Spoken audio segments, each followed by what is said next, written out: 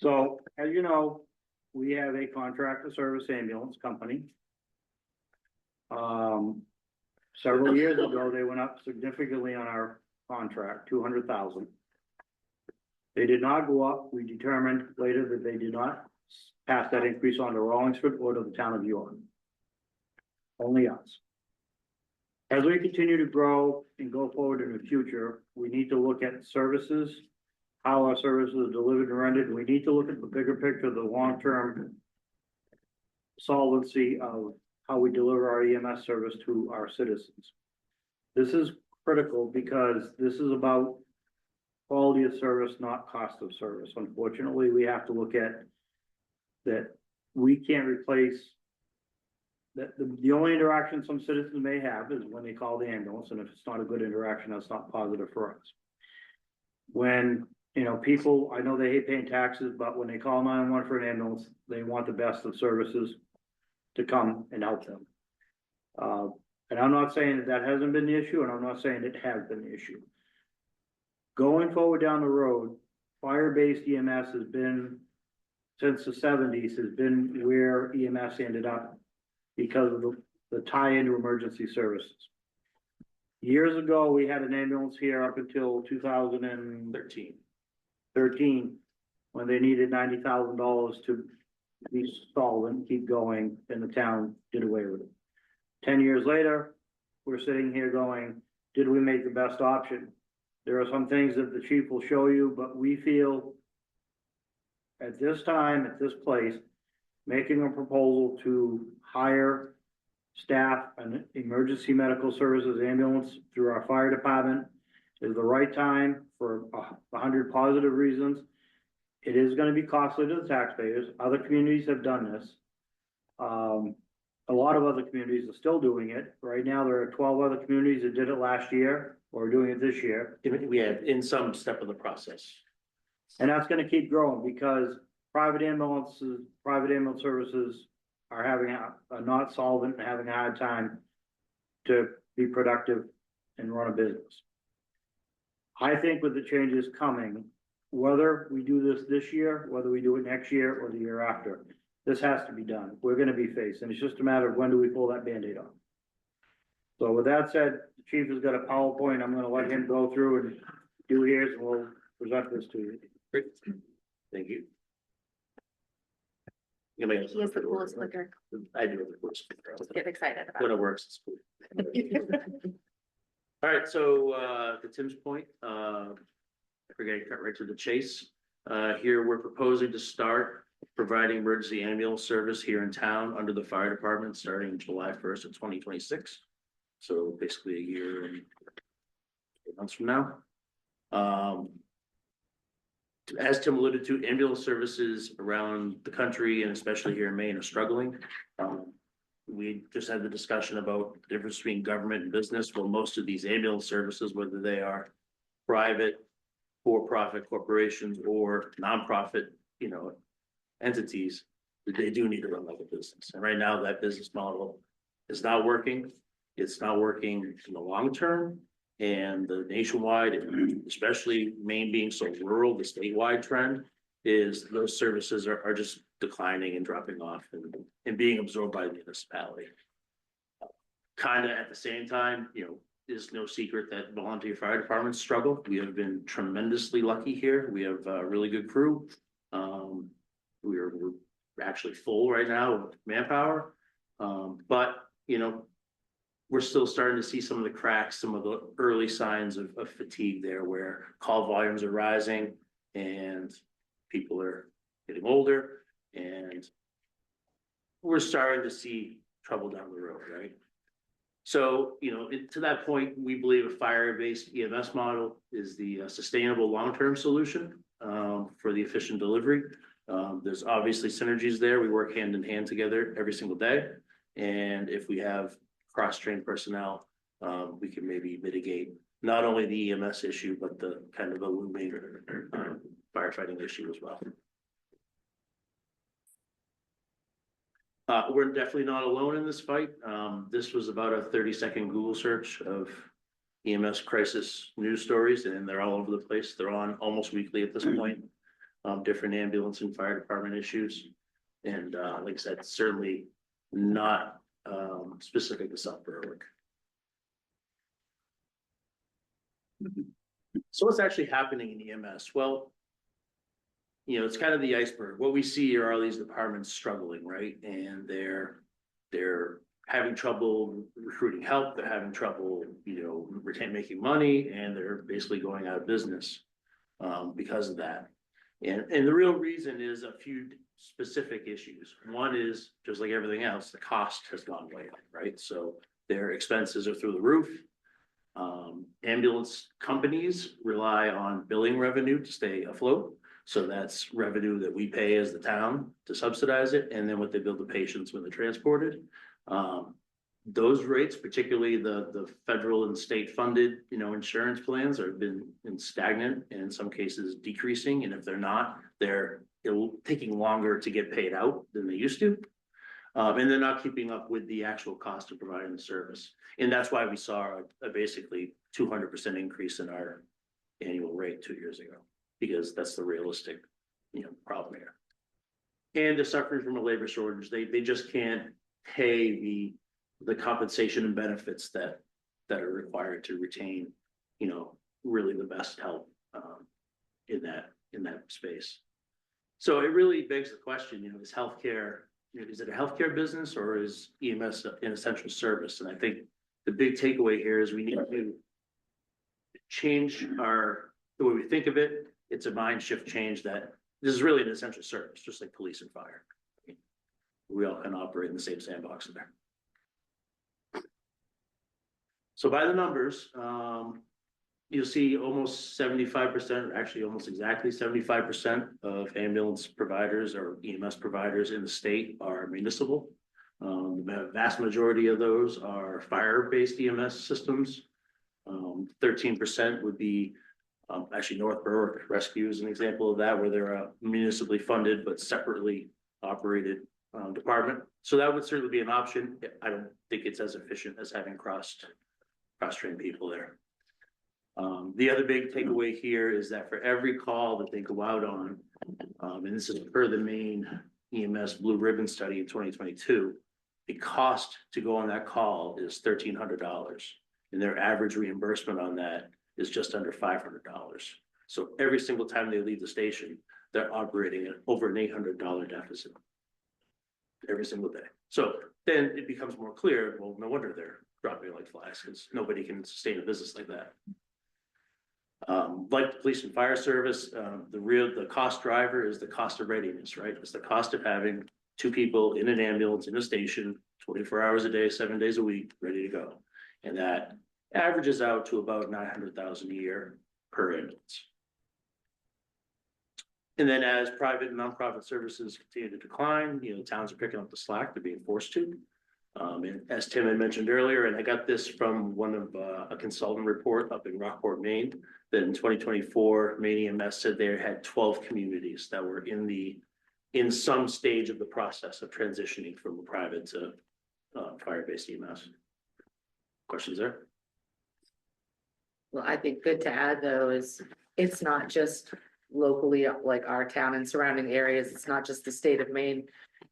It's a nationwide issue. I just saw in the news this weekend that New Hampshire, right next door, just in one day, 6 fire departments were looking to doing this transition. So yeah, they actually went live on that. So that is those departments are in the same mutual aid district that we're in. yeah, So I've been in on some of those meetings, and I've really tried to pay attention to that whole scenario just because of what's going on here.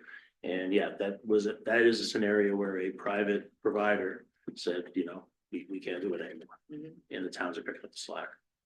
So so on the you're fire not department, making this up. I am not making this up.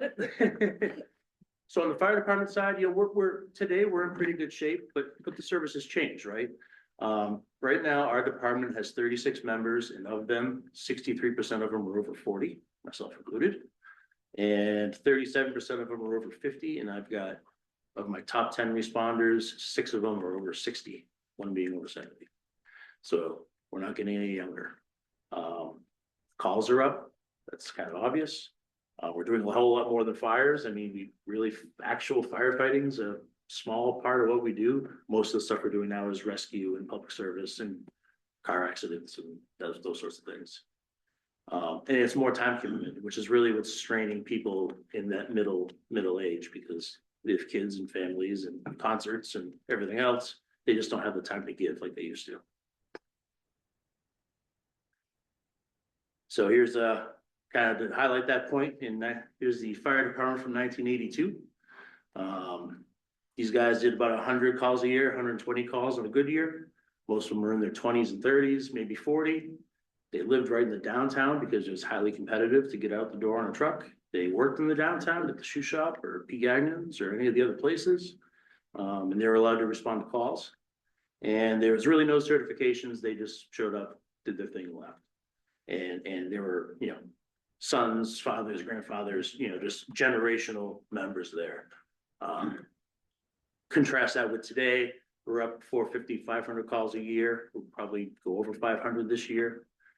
Most of our most active guys are either older, who are retired and have the spare time, or they're young and they're usually kids in their early 20s and they live at home. They almost all live outside of the downtown, which has increased our response time because now they're driving from further out.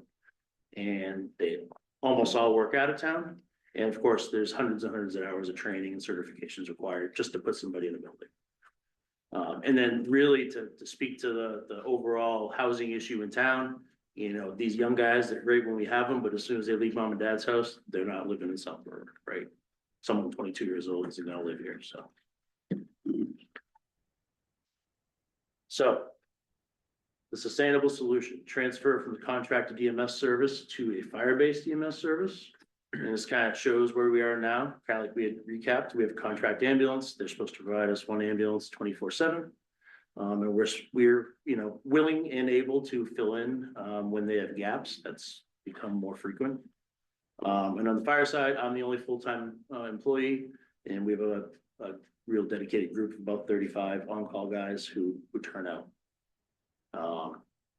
So to get there, I'm proposing we purchase 2 ambulances. We order one new one and we buy one used one. Ambulances are like fire trucks. They take time to come in. So if we were to order one, July 1st, we'd probably see it in 18 months. And you need 2 because if one's down, then you'd have a spare. I'm proposing we hire full-time personnel, 4 paramedic firefighters and 4 EMT firefighters. That gives you basically for 24-hour coverage, you need 4 people. So 4 shifts. So that's 2 people per shift, 24/7. Of course, there's training involved. We're working on that now, but there'll be some of that stuff that we need to do in the future.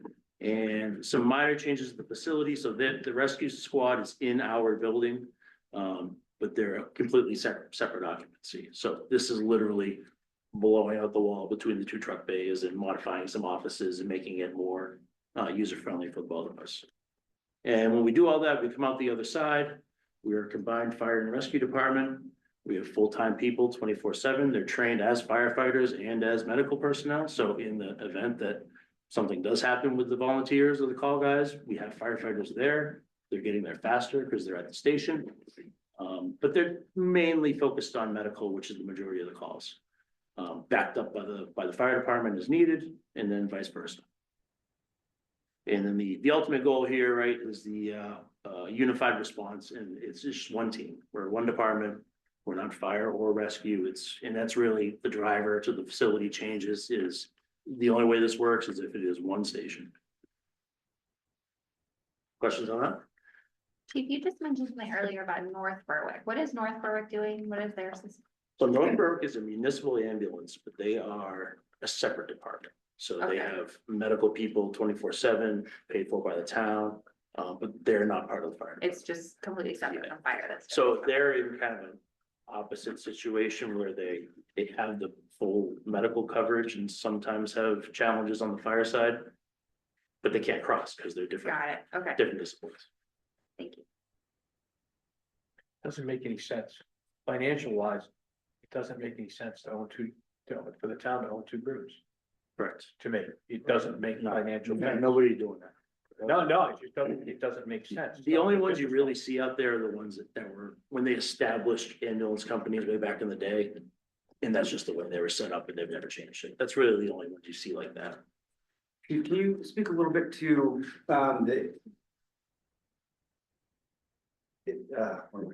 increased like cohesion when you're on site and the importance of having people that work well together and Sure. how much better that is than, having somebody come in, maybe you've never even seen these EMS.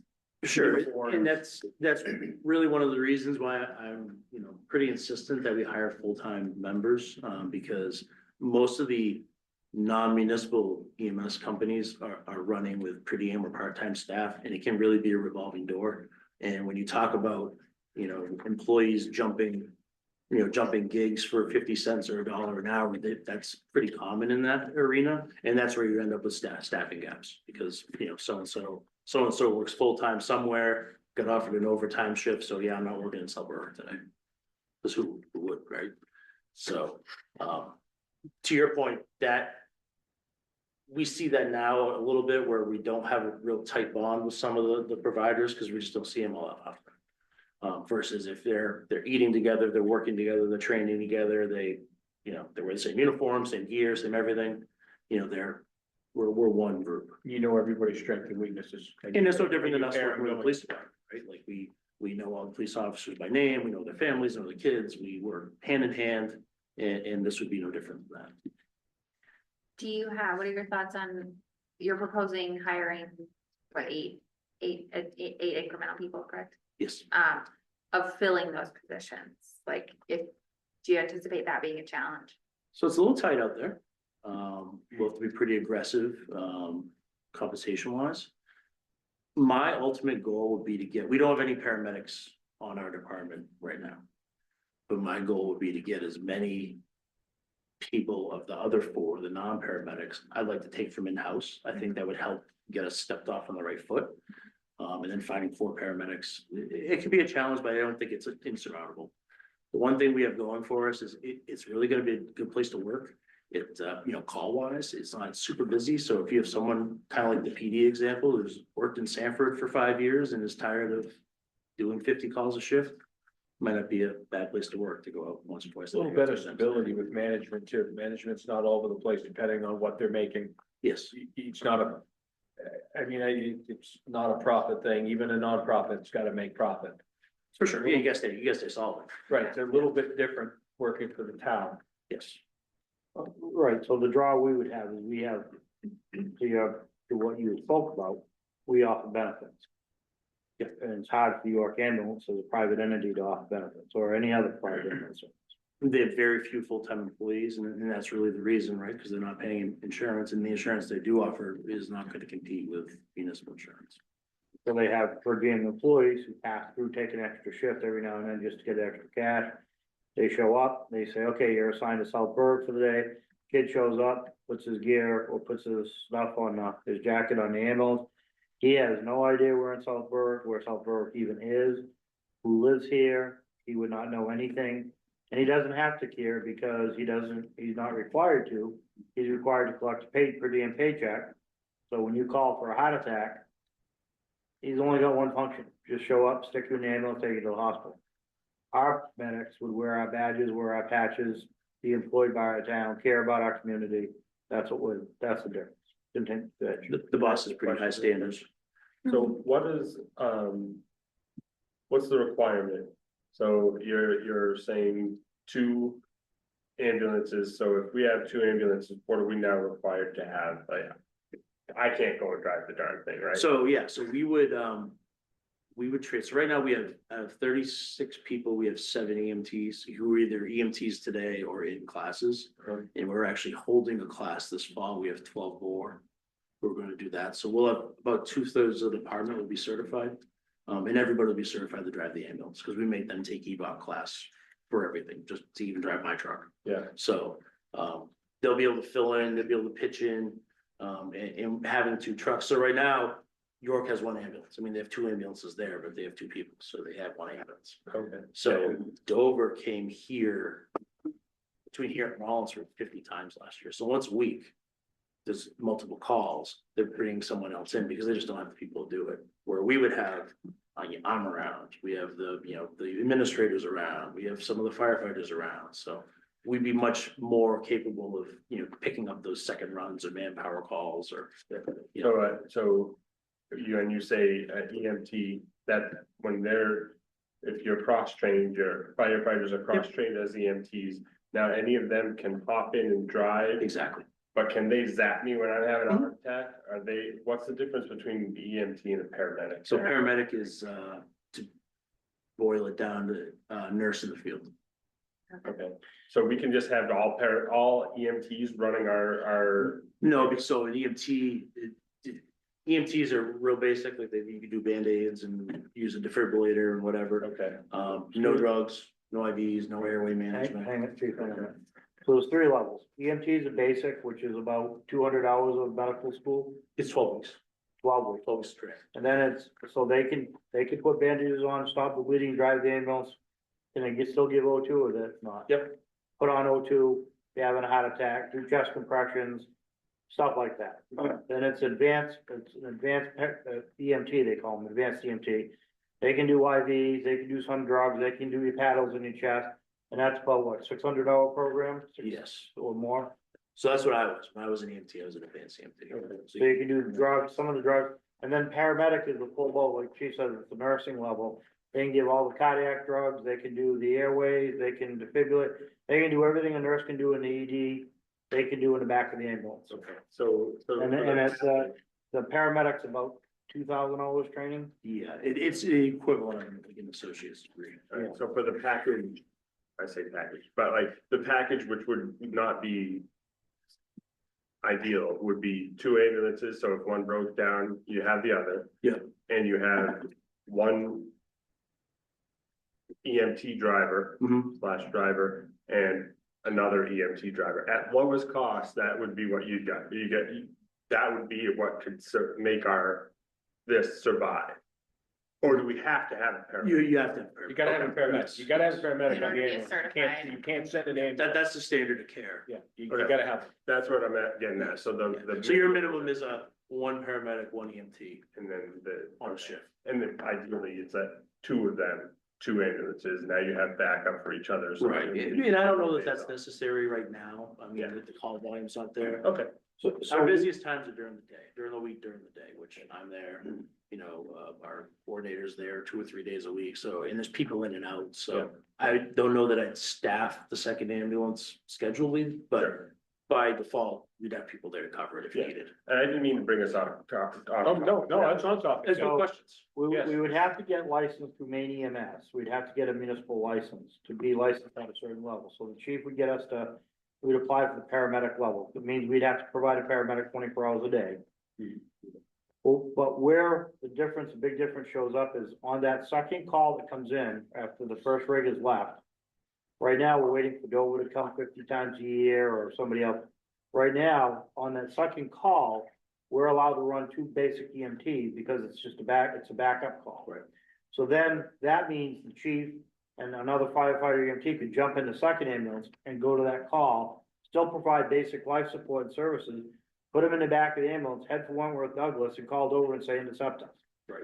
So we increase our level of services as well by having this program all the way around. And then the other side of that, if they're all standing around and it's middle of daytime and there's a fire call and the chief needs them to, the chief can make decision, you guys bring the fire truck instead of the ambulance and we're going.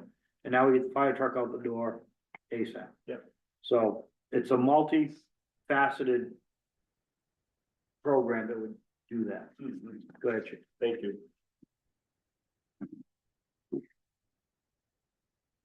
So this is kind of the vision slide would be to unify the departments, obviously, make it more efficient. We get the cross training, that's in progress. We have the class coming this fall and some of the other advanced training. With the staff department now, we're out the door faster. To Tim's point, even if they're in the ambulance, they are trained as firefighters. So if they get there first, and something's, dire, they can do what they can do while the cavalry gets going.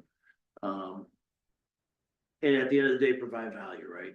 Because I certainly, as a resident and taxpayer, understand this is a very expensive undertaking. And not something that we're gonna take lightly putting out to the people. But I do believe this is gonna be the best service that we can provide in town, for sure.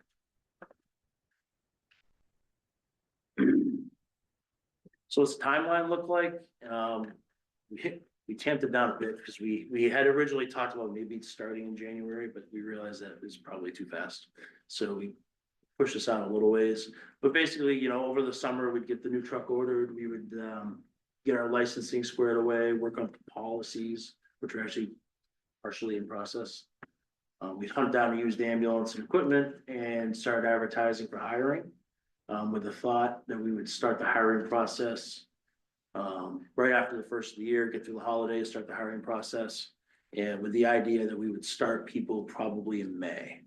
So we're looking to go live July 1st, but obviously you can't walk into your first day of work and not know anything, you know, and expect it to go well. So we take them on like 2 months early, 2 months into this coming budget to get them up and ready to go. When it's time to flip the And switch. half of your staff should be staff already.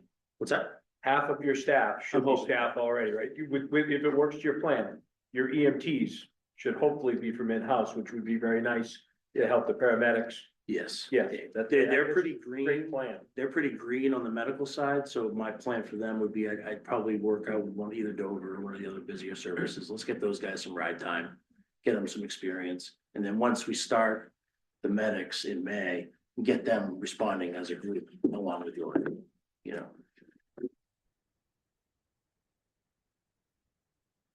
Cool, how much? So this is the topic, right? So to make this work, you need to look long-term, right? We're looking at the other side of the canyon, not the fall below. Because I'm gonna be honest with you, it's scary, right? And I put this one here, just so everyone's on the same page. Comprehensive plan, number one priority, public safety. Police, fire, and rescue. All right, so the status quo means just that. We do nothing. We keep the contracts, the fire department operates the way we spoke tonight about is roughly about 950,000, including CIP benefits, all that stuff. To take over the ambulance and start July 1st of next year, this year's budget is looking more like 1.26 million. With an undesignated layout for basically for the used ambulance and other equipment of about 400 grand. So your total there is about 1.6 million. So I got a question on that, Sure. and I might be off. So the 948 is what we're paying right now. And that's included through the fire budget, right? Yep, fire, the rescue stipend. Yeah. But that doesn't include what we're paying the firefighters that go out on every single ambulance call because they're not fully staffed and they need someone to help lift, correct? I mean, it's loosely factored into the payroll, but yes. So we're saving, if we go to the 1.26. We're saving, There should be Those fewer dollars on the call other side. outs. So we did 440 something calls last year, a quarter of those were rescue calls. That we don't have an ambulance for, which means a quarter of the time, 100 times, we went and assisted them. and we were paying our And people we were paying people. on top of what we're paying them. Correct. Which can go back to selling to the public of we are saving because we're not paying on top of our contract that we shouldn't be paying anything. Correct, We're paying for 125 calls. correct. Correct. At how many hours? You know, Average ambulance call about an hour, so we pay an hour minimum for a fire call, Sure. and most of them are under an hour. and how many people typically are, Depends on what they're looking for, anywhere from 2 to 4, you know, like a cardiac arrest might be more, but usually 2 to 4. So it adds up fast. It's that piece that no one looks at. It adds up fast. It does. We're using our people for a contract that we shouldn't be using our people for. That would be a cost saving. So I just wanna make sure I understand that point fully, so. Chief, you said 400-ish calls a year, but like a quarter of them, and I understand these aren't the right numbers, but like a quarter of them were ones where. York ambulance wasn't there to go on the call, so we went instead. No, I so just wanna make- that's, it's not that granular, that Okay. is times that we're requested for the call nature was a medical in nature.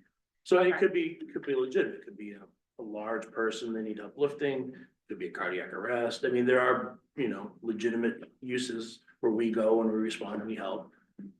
The ambulance crew, and that probably wouldn't change all that much, right? Because two people are two people, whether they're firefighters or not. But there are, to your point, times where maybe they're running with one person, Mhm. maybe they're running whatever, maybe yes, Well, even if we have them on staff for the 1.26, we're already paying them to be there versus the 948, we're not paying them to be there, now we're paying them. Right. So no matter how you look at it, we're paying more in labor with a contract than we would be if we owned it. that is correct. Yes. I mean, that's short and simple.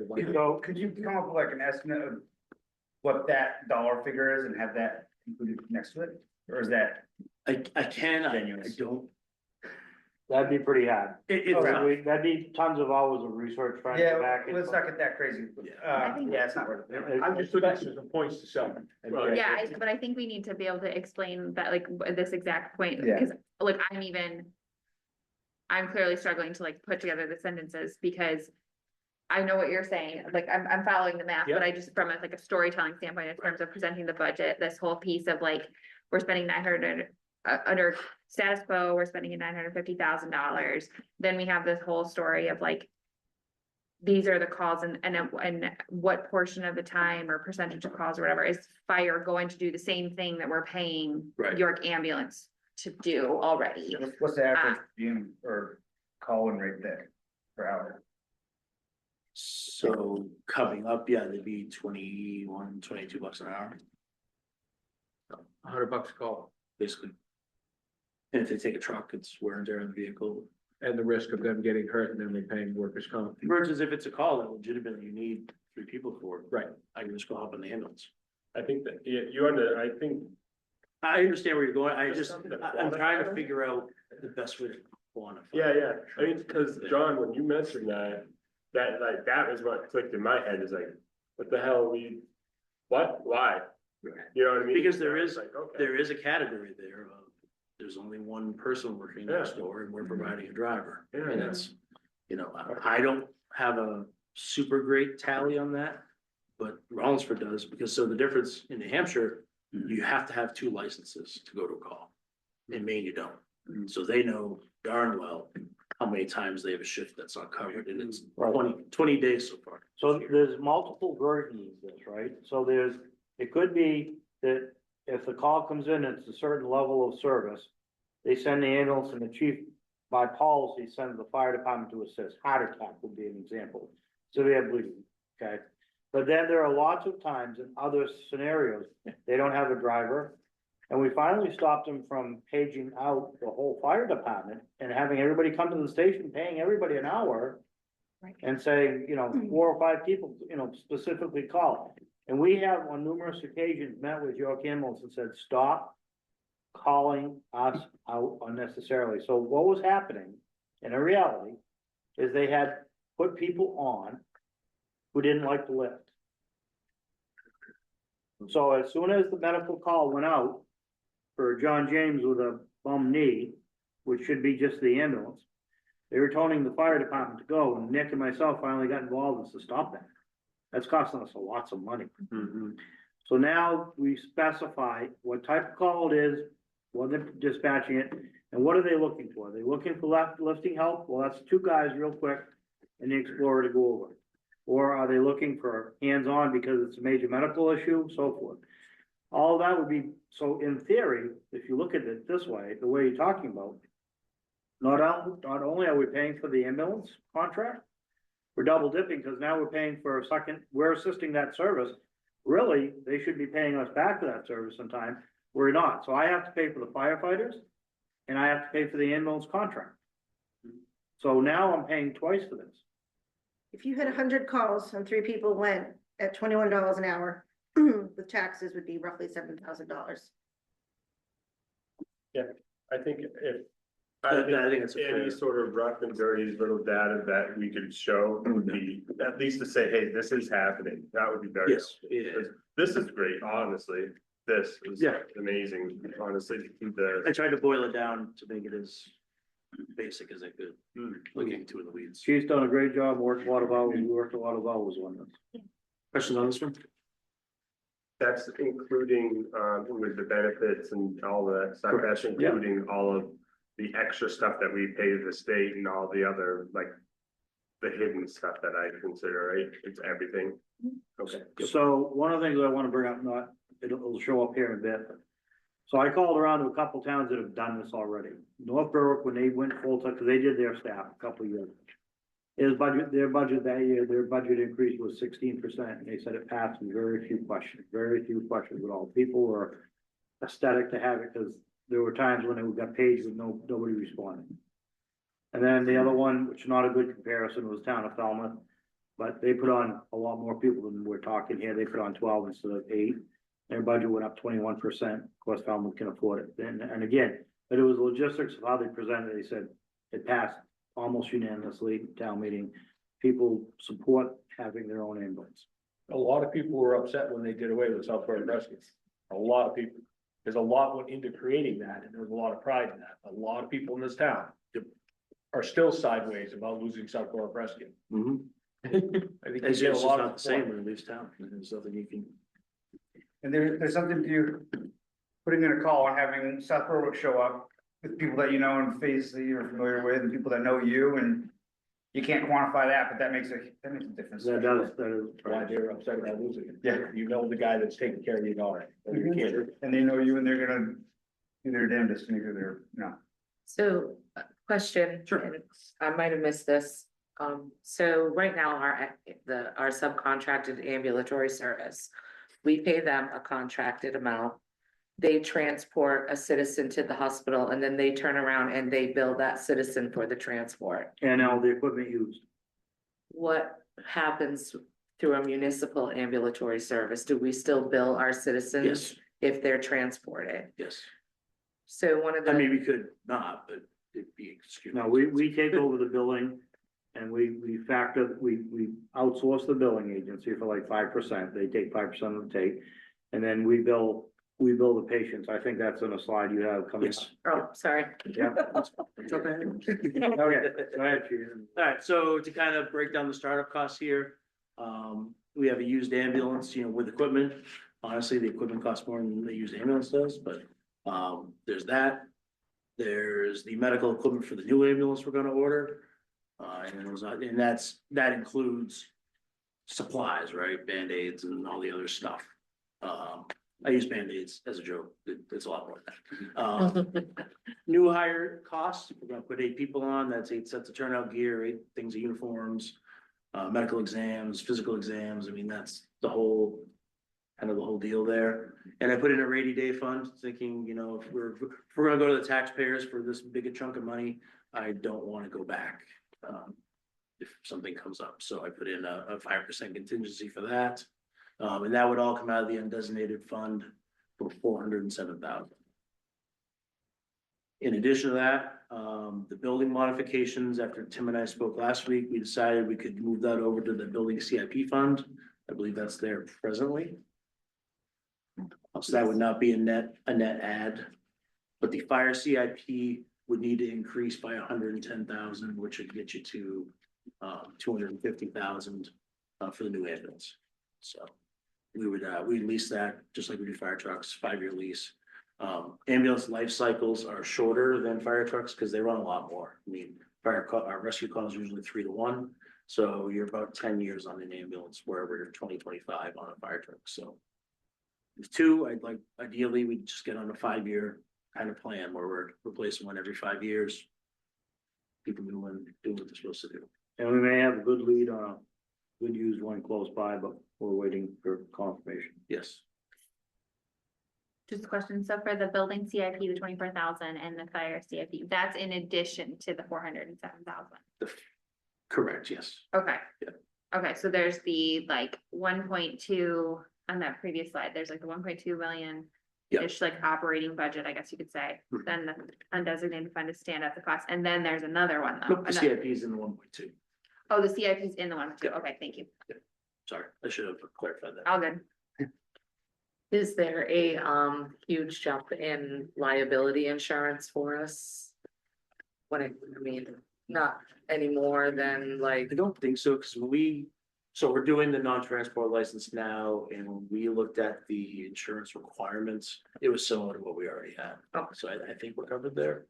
There might be more, something we want to look into. It would be when, Of course, 2 additional vehicles and. well, it's more for the vehicles than Right. anything. Liability insurance we already have, so it would come in more for the value. In reality, if I remember right, it was it'd be about $5,000. I don't know what it would be today. It was $5,000 for 2 ambulances. In another town I worked in, and that was, replacement cost for the ambulances, they got wrecked. That was the biggest cost.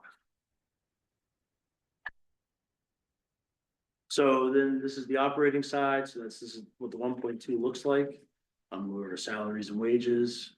That's me, that's the part-time EMS director, the call firefighter stayed the same. I left the call firefighter paid the same, the rate about the same. I suspect that will drop in coming years, but we'll have to kind of play that by ear. It's kind of one of those unknowns, so I didn't want to drop it too much. And then the department operations, really not a huge change from where we are today. Since we're not coming in until next July, we have the full year of the York ambulance contract, that's in here. Our CIP and then the benefits is the 125.9, gets you 1.2 million. Try to think of everything. Question on that?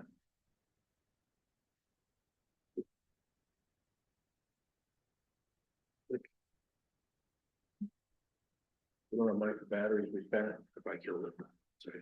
You're right. It's fine. All right, so this is the kind of where everything comes together. This is where I really want my pointer. Oh, I got it to work. Cool. So the orange line or the top line there, the status quo, this is what it looks like if we do nothing. So if we just keep running the way we're running. So you can see obviously for the last 2 years they're the same. This year would be less.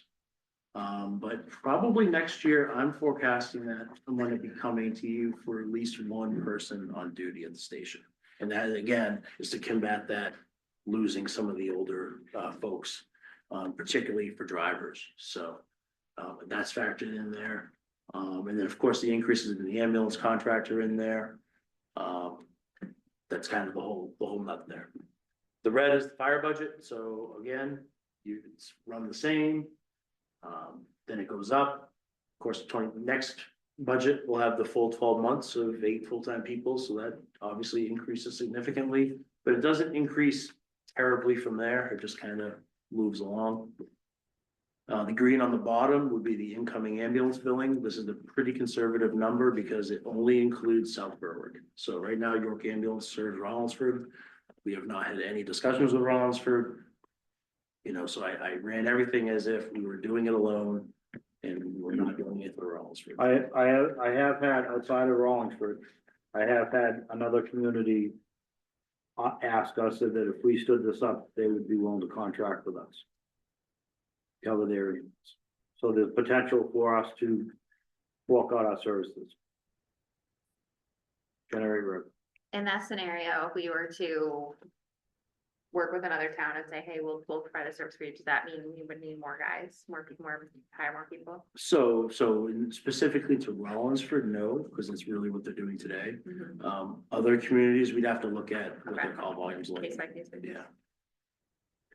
Yeah, if you looked at Elliott, because east side of Elliott or south side of Elliott is so far down in Elliott, almost in Kittery, Yeah, it would be a long run from here.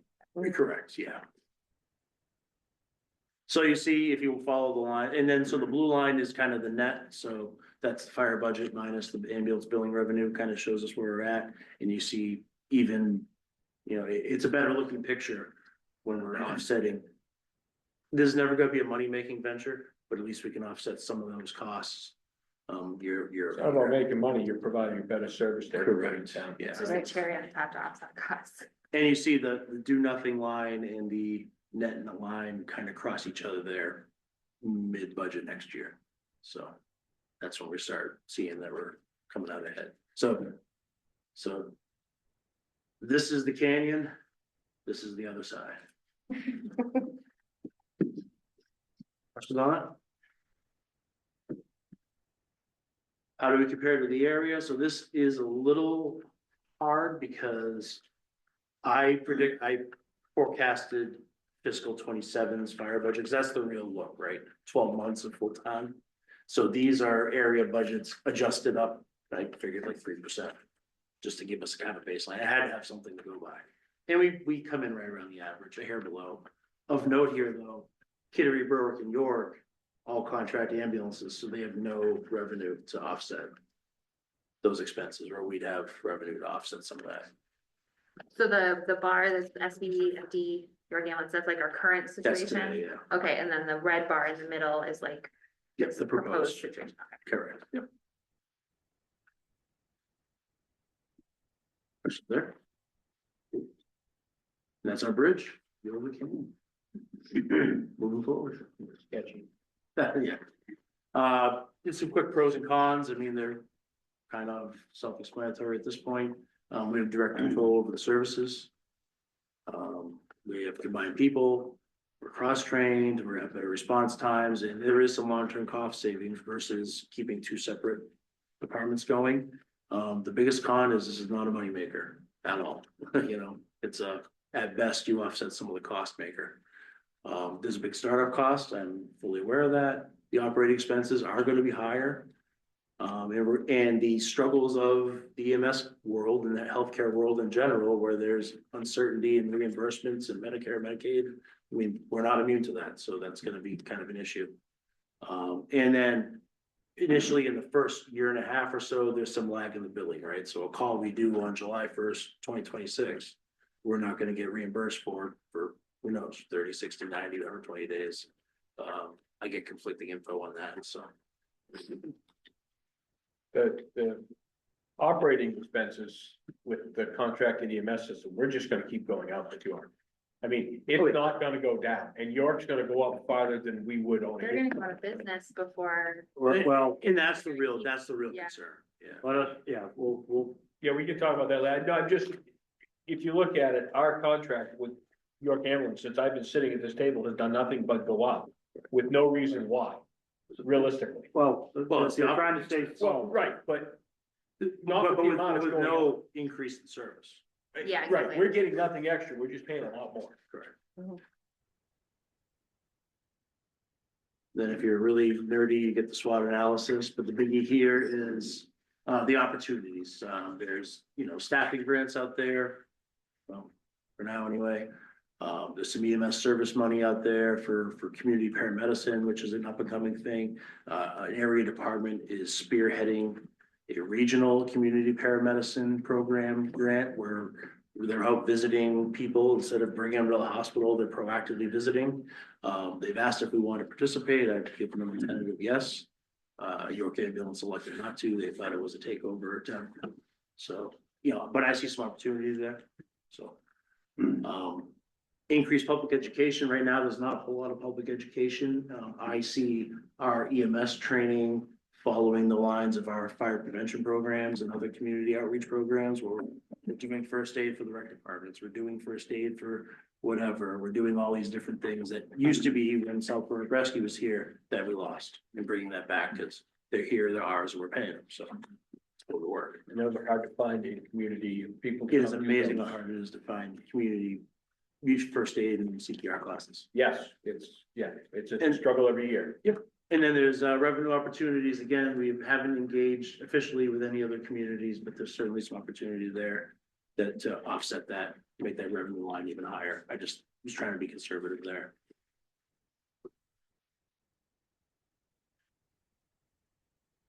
You want to show the video? We good? Go ahead. Show the video. This was, what was this, 2 Fridays ago? 2 Fridays ago.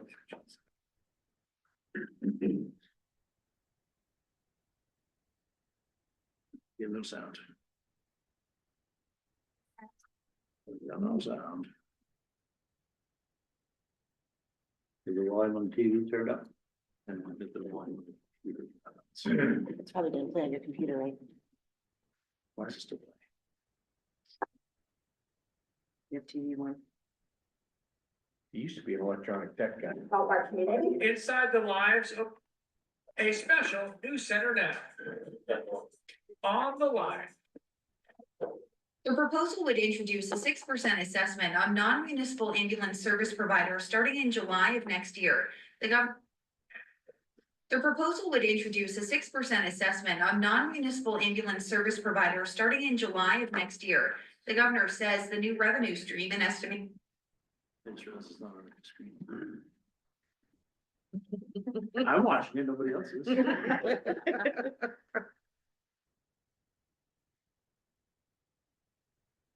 $6 million would help fund increasing main care costs. She explained this new money flow plus a tax on pharmacies would allow the state to leverage additional federal support. We take that new federal funding, turn around and invest much of it back into higher reimbursement rates for both those ambulances and pharmacies. So they're basically made whole for that cost to begin with. But not all of those ambulance companies are on board. Chris Mitchell, the executive director of Delta Ambulance, worries this tax would negatively impact an industry he says is already struggling to survive. COVID and a bunch of other factors really pushed us past the breaking point, and we need help. Delta responds to 13 towns, and despite their best efforts to increase call volume with a yearly expense budget of about $8 million, they operate in the red. The Maine Ambulance Association recognizes these concerns statewide. In a statement, they wrote, taxing these small community-based providers, many of which already operate on razor-thin margins, and not fairly reimbursing them under this program could exacerbate their financial instability. They're asking for the formation of an EMS oversight commission and for any state and federal revenue to exclusively support ambulance service providers who have to pay. I believe that the benefits from that tax should only go back to non-municipal services. I feel it would be an unfair burden on nonprofits or private services to pay for a tax that's going to globally benefit the entire system. State lawmakers will workshop the biennial budget before voting by the June 30th deadline. House Republicans have said they will not support a budget with tax increases. For Maine's Total Coverage, I'm Jamie Ajoulay.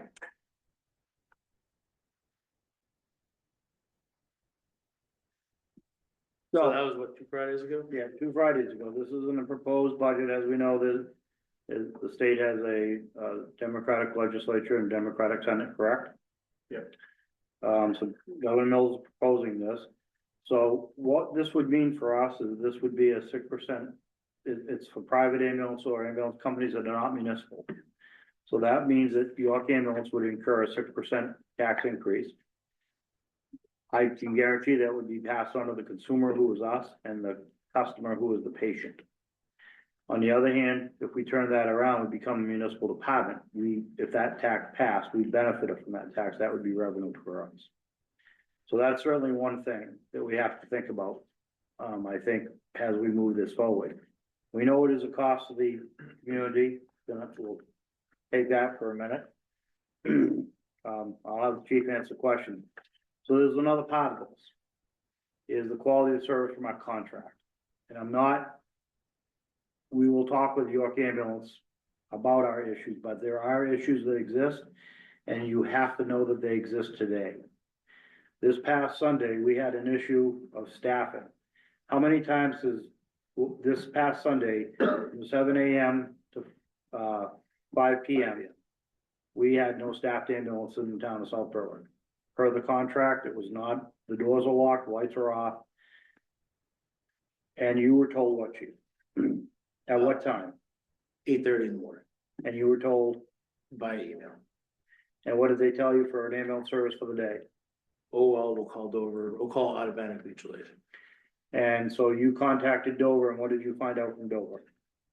They were not contracted for automatic mutual aid to South Berwick. And they do not have automatic mutual aid with South Berwick or with York Ambulance. Point being is, we can't continue service this way. This is not acceptable. I will address the staffing issues. Myself and the chief and the assistant town manager will be meeting with York Ambulance. So going forward, what we're talking about is the long term. We have 3 years left in this contract. I guarantee when this contract is up, we'll see significant increases again and again. My greater concern is it's private ambulance service. It's not solving. We are costing them lots of money every year. For future best operations of our community, I know this is a tax increase, but I would recommend this to the council now. Because I would rather not call you up and say, the lights are off, the doors are closed and locked, and they're never coming back. Because then we're scrambling to save lives. Chief, anything you wanna add additionally? I think that's a very real concern. I think it's a very real concern between now and July 1st, 2026. I know you said your biggest concern is that the costs is gonna keep on going up and up and up, but realistically, the biggest concern is that we're contracted with a company that can tell us to pound sand, we don't have anybody for you. Yeah, I mean, that just. What are you gonna do about it? So Sunday at noon time, if you called because one of your kids had been hurt, it could have taken up to 20 minutes to get an ambulance out of Dover. But the first person you would have saw is the firefighters from South Berwick, who are not licensed yet, would have still come to your house and provided first aid for your family. So if you pull out the last sheet you have, the top is the budget, as I've explained it to you previously. The bottom is adding an EMS fire setup to begin 7/1/2026. If you look at the numbers, we added in the increase for CIP fire startup. Increase in benefits fire startup is in the chart, and the increase in operating fire startup for an additional amount of taxpayers for $658,880. So the budget, the increase in the budget would be a 6.53% increase. So the budget would go from 3.71 to 6.53, or when you add in the town hall renovation payment, which we have to do, it would go from 4.92 to 7.75 for a total budget. If on the lower one, if you added $1 million out of the estimated undesignated, leaving $5,900,000 balance with the same numbers. The increase in the budget, it would go up to 5.54% is what you'd be asking the taxpayers to fund. Then when you add in the town hall renovation, the total overall cost would be 6.76% to stand up your own EMS service. So when North Berwick did it, they did it with 16%, like I said, Falmouth was 21%. So I think this is a very realistic cost. We struggled hard to put all these numbers together. I really think that either one of these two numbers, 6.53 and 7.75, or the 5.54, 6.76, is very much a livable cost for the service community we get. I do not have any kind of I do not have any kind of number that I could give you for the mill rate to go up or down right now. We need the school, we need the county. However, we have played with this, and you wanna. Don't do it. No, don't worry. Don't. It's not tragic, it's not, Yeah. so it's not, so let me tell you this, it's under a 90-cent increase, It's not, wait till we get done. you know? So what's the real life concern of York Ambulance catching wind of this and dumping us when they catch wind that we're trying to? Well, we're not gonna post this till Thursday. After our meeting with them. We're meeting with them on Thursday and I'm gonna provide this to them. So my question, one of the things that I have to kind of gauge, try to find out is, and I guess the question I need to ask from you tonight as a council, is this out the window completely or is this on the table? Because if it's out the window completely, then Thursday's meeting with York Ambulance, I'm just gonna play nice and say, hey, here's what we'd like to. I'm all in, there's no choice. I The think it would- longevity of the town, there's no choice, I'm all in. We're talking about a 2.8% difference. Correct. I think it would be irresponsible for us to not consider this year. I just need to hear from the council, I guess. Amen. No. I mean, I lived here when the rescue squad was here. There's no comparison to having a familiarity with the people that show up to your house at one of the worst moments in your life. And I think that would go a long way for our community, sorry. had a bad experience. I think that, sometimes our taxpayers will say our taxes go up, but we're not seeing any benefits from it. I think this would be a very good time where the taxes would go up and they would be seeing a lot of benefit for it, with the services that the improved services, ambulatory services that they would be getting. So I am in high consideration of moving forward with this. I think it's on the table. I would urge you not to slam the door on them too hard. I'm not all in on this at this point right now, but I am in for it 100%.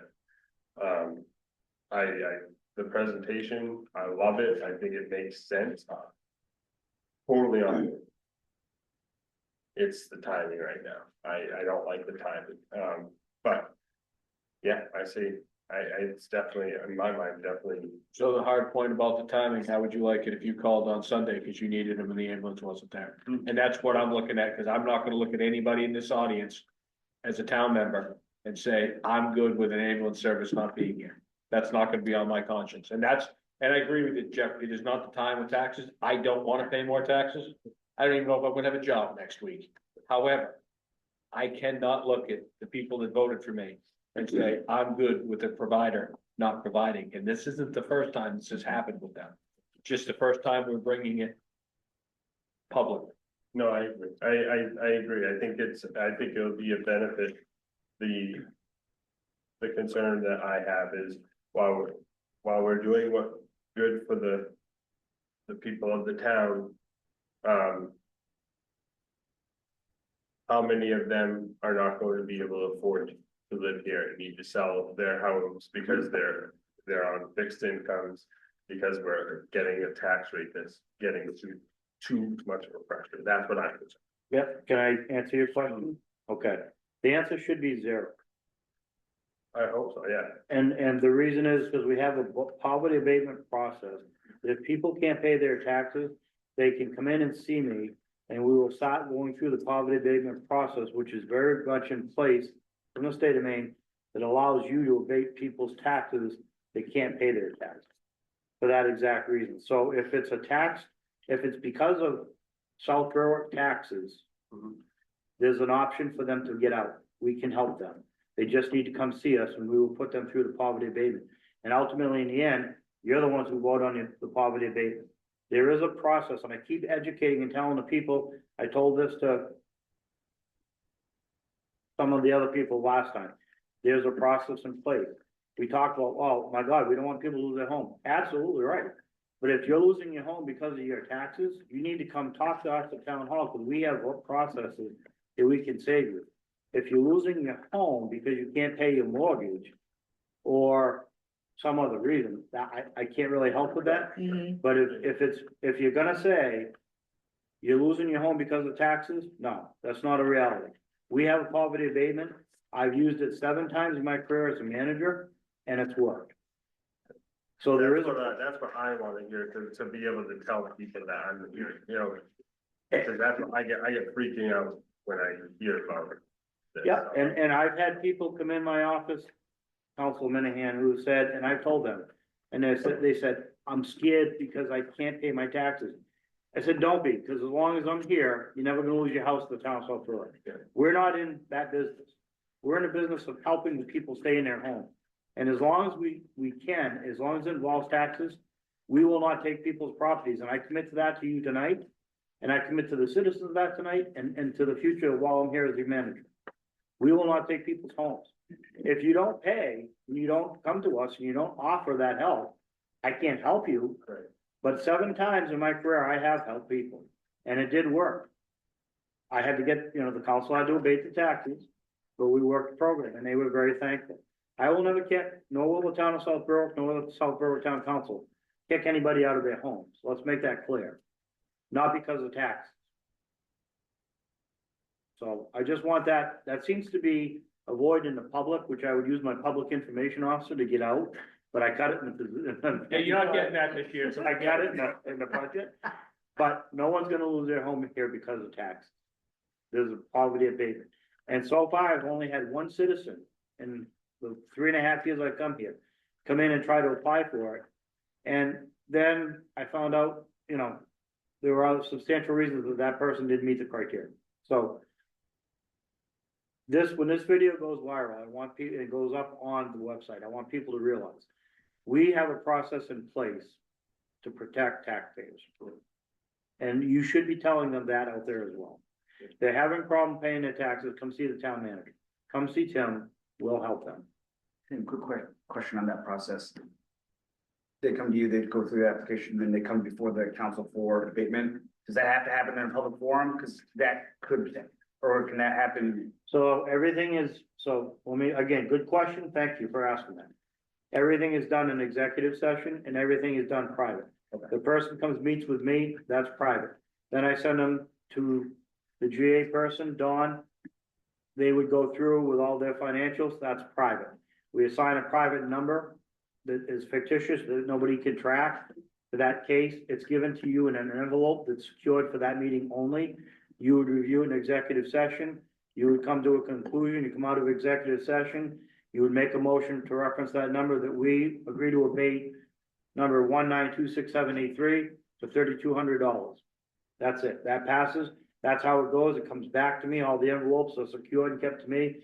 I draft a letter saying the council abated it, and that goes to the assessor, and we're done. So it's very much kept private. I appreciate that, cause I think that could be a. You know, if they had to stand up here in front of everybody and, you know, that could be a barrier right there. I'm 100% on board with with this path forward. It was a couple of meetings ago where you talked about that 8-year-old that got his leg stuck in a snowblower. I don't know if the ambulance showed up or not for that. I don't think it was an ambulance. I know the fire department did. Yeah, they were there. They were there, right there. Like, if that happened this Sunday, Right, like, fire department would have got his leg out, but We would have had to wait for an ambulance to come. And it's one thing to say call Dover, but Dover Fire does 7,000 calls a year with 3 ambulances. They don't have time to do so I mean, our 1,000 as well, right? we have a very recent example of a young kid, freak accident. Where if that happened this Sunday instead of a month ago, different story. And we can sell that. I'm 100% on board with that. So in the meeting Thursday is not, it's not a negative meeting, it's a positive meeting, all meetings are positive. It's a positive meeting to have upfront communications with York Ambulance to make sure, but before I go there, I need to know your direction. So at least if you're, Yeah, I mean, I think it seems like there's consensus that, I'm not asking for a vote tonight, I just need to know, is this a consideration to go further? That's it, that's what I'm looking. Yes. Because that's what I will be honest and tell them. So Thursday night, please write down any questions you have or anything. You'll try to get the salary numbers, we should be able to get that to you. Yep. The police chief and the rec director will be here to talk about their numbers and we'll answer any other questions and then go from there. Sorry, last question on the York Ambulance. If we were to terminate the contract with 2 years left on it, is there some sort of fee potential? That would be up to legal. I can't answer that, but I didn't know. I'm sure there'd be some financial ramifications. I don't know, In that's up light to of what's legal, happened. Maybe not, yeah, maybe not, I don't know. Yeah. you know. So- What, Maybe they'd be happy. Well, and we're not here, I'm not here to, I wanna make sure people understand. York Ambulance has provided us a great service as long as they have. They've been here, we're appreciative of that, we paid for that service. They're doing the best they can with what they have. Going forward, in years to come, in long-term years to come, financially, I think this makes more sense. The problem is, every year we wait, 12 other towns are gonna do it that year, then 12 other towns, and 12 other towns. And eventually, someday, when we go to stand this up, there will be a problem. We won't be able to get the paramedics, we won't be able to get the staffing. Or it's gonna be so cost ineffective then. we've had enough problems on the block. So to that point, of those 12 towns in process, 2 are in York County, one of which borders us. And one of those towns is looking at hiring like 12 paramedics. So you have a pretty shallow pool to begin with. Mm. And only getting shallower as these towns kind of Yeah. expand out, so. Do you have people that would if it's, I don't even know if you can do this in the municipalities, but sign some verbal commitment for us to get them the education to become a paramedic, like go from EMT to paramedic. I know some towns have done it. I know the police department has a similar kind of thing with the academy costs and stuff. So you're not paying to train people just for them to leave. Yeah. That's something we'd have to look at, because that's certainly an option.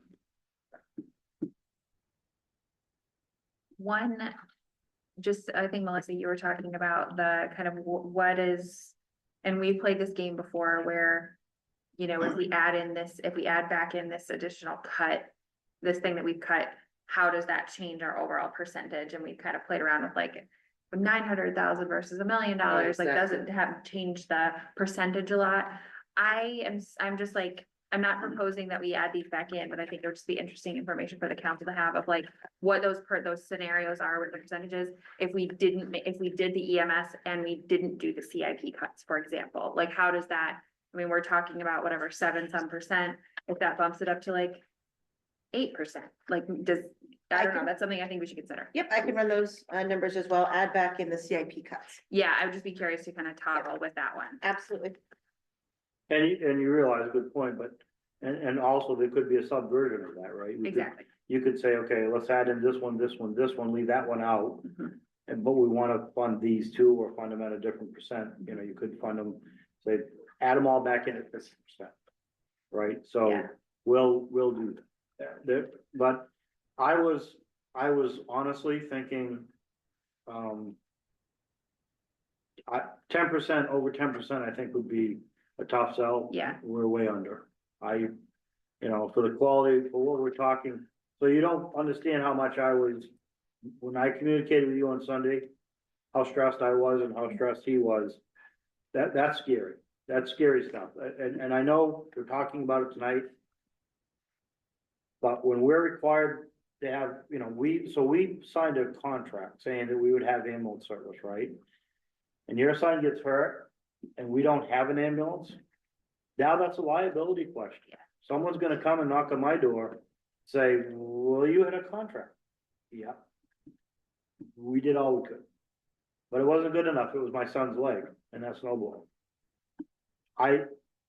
Liability is a double-edged sword, but saving someone's life because we don't have an ambulance is not. It's just, there's only one thing to look at. How many times have you said that Rollinsford is tracking? 20 days this year so far, they've run short out of 60. Yeah, we're not even that far into the year yet. And it's not that they're a bad ambulance company, they're suffering staffing issues. And so we'll meet with them to discuss, but I wanna be forthright and upfront with them and say, this is what we're looking at. And it's not because we hate you, it's not because we don't like you, it's not because you're providing bad service, it's because we're not fulfilling our contract needs as a community, folks. That's not good. We've gotta come to a better answer than that. That's all. That's all I have, Madam Chair, unless you with something else. I do not have